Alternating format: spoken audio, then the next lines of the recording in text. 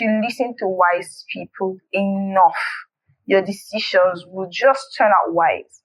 If all your options were wise options, if you chose one of those options, you would end up with a wise decision.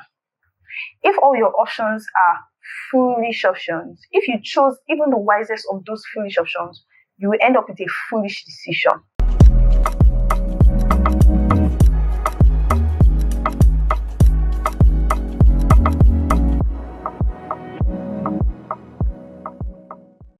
Hi, hello, life giver Lulu here. How have you been? How has your life been? I'm guessing you're excited. Alright, so today we'll be exploring some Bible stories. I mean, we do a lot of friendship stuff, but today let's talk about the Bible. Why this? I feel like a lot of people are forgetting some stories in the Bible, and these stories are necessary for our knowledge, instruction, reproof, and everything. There are some stories in the Bible, when you hear them, you're like, you guys, how could you not know better? Today, we'll be exploring a story from Daniel chapter 5. If you have your Bibles, open it. Bible scholars who do not want to open their Bibles, okay, so let's see, what can you think? What do you, leave, just leave the title of this video. What do you think it's about? But you already saw the title. So yeah, it's about Belshazzar. His name is Belshazzar. I'm going to try to spell his name just for spelling purposes. Belshazzar. That's Belshazzar. Who is this guy? So scriptures, Daniel chapter 5, records him as one of Nebuchadnezzar's son. In fact, says Nebuchadnezzar's son. But history doesn't agree with his being his direct son. So we can say he's Nebuchadnezzar's son as far. He was also king after Nebuchadnezzar. Do you know who Nebuchadnezzar is now? King of Babylon, who went through Israel and took some captives at the time. It was in Nebuchadnezzar's time that Daniel, Abednego, Shadrach, and Meshach were brought in as teenagers. Remember Daniel chapter 1 verse 8. And Daniel and his friends chose not to defile themselves with the portion of the king's meal, but that was Nebuchadnezzar. So now Belshazzar is his son in this sense. Why am I talking about this guy? Because I feel that for some reason Belshazzar just displays some kind of unwiseness. I don't want to say foolishness, because who am I to call him foolish? You get? But unwiseness, unwisdom in the way he dealt with some of the things he did in scriptures. Daniel 5 narrowing down now. So Belshazzar decided to hold a feast. And he invited his lords, his king, yeah? Invited his lords, invited the concubines, his wives, and a couple other people, and said, "Oh, you guys, let's just make merry. Let's be happy. Let's just do a party." You understand how those kinds of things work now? And it was all cool until he said that they should go and bring the vessels that were captured from Israel. Now you know that in the Lord's temple in those times, I don't know, I'm not familiar with the outlays of temples now, but in the Lord's temples in those times, they would always put vessels. God's going to say, okay, make me a vessel with pure gold or pure silver or so thing, just some precious ornaments. Yeah, make those vessels, cups, jugs. They'll be used to serve in the temple of the Lord. Priests use them to serve the Lord and put like holy stuff in it. Nebuchadnezzar went into Israel quite alright, took captives, no problems. He took some of these things. Okay, I mean, get like, just check it. Nebuchadnezzar, there was no record in the book of Daniel that Nebuchadnezzar used any of this stuff. Then Belshazzar comes along and then he decides that he's going to use this. I feel like God must have been like, hey, God, see this boy. I'm trying to imagine what God must have been thinking. Like, you know what? I'm going down. God must have been like, everybody, don't worry. I'll handle this myself. I'm going to show this boy that I am Lord, like King of Kings. And in fact, he's not the greatest earthly king I have seen. His father, nice, cool, king.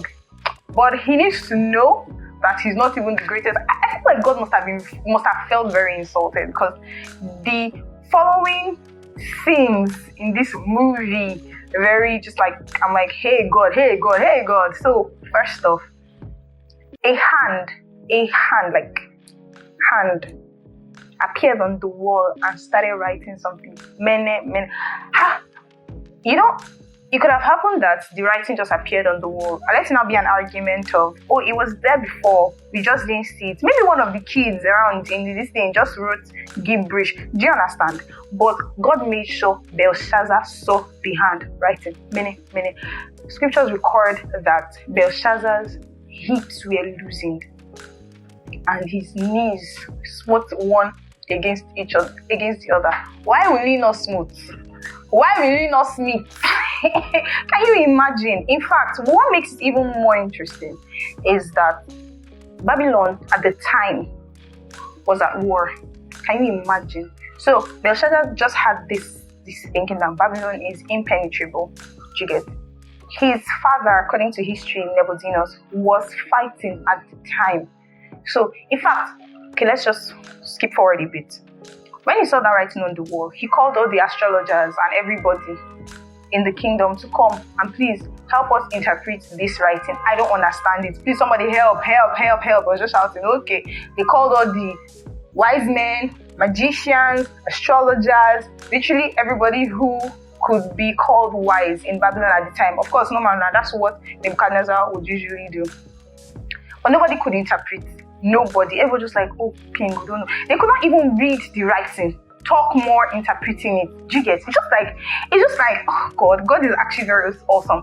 It's just like there is a party holding in Cross River, Nigeria, and God decides to write, and he writes in Chinese, and it's just like, first off, it's not about interpreting it.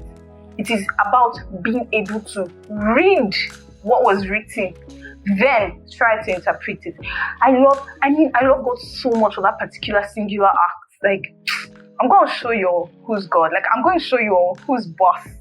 Then the queen comes in. The queen mother, actually. She comes in, she hears all the huckles, everything. She's like, okay, what's the ruckus rather? She's like, what's happening? Why is everybody making noise? She gets there and then she sees it. And she says, oh, there's actually this guy. His name is Daniel. Your father used to call him. In fact, your father even named him Belshazzar because the spirit of the gods was in him. And if you call him, he would be able to interpret this for you guys. What kind of recommendation is that? I feel like when we listen to these kinds of stories, you would always learn, what kind of recommendation is that? Daniel came in as a teenager. Now, Daniel is not a teenager anymore. This is years and years later. Do you understand? But people could still recommend him. And the queen, Daniel was not there. So when they called the wise men and the astrologers, Daniel did not appear as he normally would. If you read Daniel chapter 3, when they called the wise men and the astrologers and when they were going to kill them because of one of Nebuchadnezzar's dreams, Daniel was there. But this one, Daniel was not there. But somebody could recommend Daniel. And she was very sure. Skip. Daniel was called in. Belshazzar is still shaking because he's like, oh my God, this, that. Oh, when Daniel comes, he's like, oh, I heard that you are Daniel. I heard that the spirit of the Holy Ghost is in you. I heard that you are feeling wisdom. I heard that you are intelligent. This. If you are able to read the writing on the wall, I'm going to give you up to half of my kingdom. Half of the kingdom, because he did not even have all the kingdom. What he had was just half of the kingdom. You get, the other king was fighting in battle. Skip.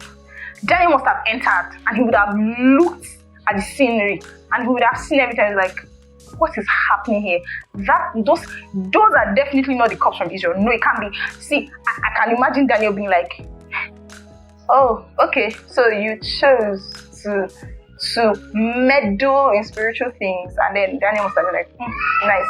Well, you can keep half of your kingdom. I am not interested. I can just imagine Daniel saying, you think you even have half the kingdom? You don't have it. Because Daniel must have seen the meaning of the rest of the world. Like, these are the things he has half the kingdom. He doesn't even have it. Anyways, let me school you a bit. Your father, Nebuchadnezzar, was a great king. And he showed pride and God humbled him. This is Daniel speaking now. He showed pride and God humbled him. And God just showed him who's Lord. And you knew this. At the point where Daniel said you knew this, it hit me. Why was Belshazzar unwise? I'm not going to say he was foolish. I'm just going to choose to say unwise. He knew this. How did he? You knew that your father Nebuchadnezzar was driven into the forest for 7 years. You knew it. You chose to meddle with the same God who sent him into the forest for 7 years. How? Make it make sense to me. How? How does it make sense? It doesn't. It doesn't. Just leave it. It doesn't. And then Daniel says, what is written on the wall is Mene, Mene, Tekel, Upharsin, meaning you have been weighed and you have been found wanting. The kingdom has been taken away from you. Do you know what that meant? It meant that Nebuchadnezzar's reign was about to end. It was going to end. In fact, scriptures record that night, Belshazzar, the king of the Chaldeans, was slain, and Darius, the Median, as in he was from Medes and Persia, took over Babylon. Do you know what that means? Like, do you know who Nebuchadnezzar is? You just ended his reign because you wanted to party. It wasn't the wisest thing to do. And I think that this is such an instructional story for young people, for everybody, really, for everybody. Such an instructional story. Why?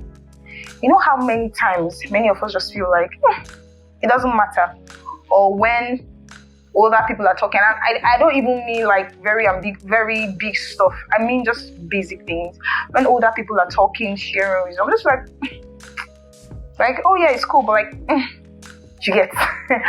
But if you listen to wise people enough, your decisions will just turn out wise. If all your options were wise options, if you chose one of those options, you would end up with a wise decision. If all your options are foolish options, if you chose even the wisest of those foolish options, you will end up with a foolish decision. It is just wise to sit around wise people. Because how did Daniel say in one of the verses of that chapter that you knew it? Like, you knew. So how exactly did Belshazzar listen? He just knew that story in the surface. If Nebuchadnezzar ended his life, right, saying that, oh, the king of heaven, actually, the king of these guys, the king, the God that we took these things from, he's actually like, he's a serious God, like, don't mess with him. In fact, he did it three times or two times.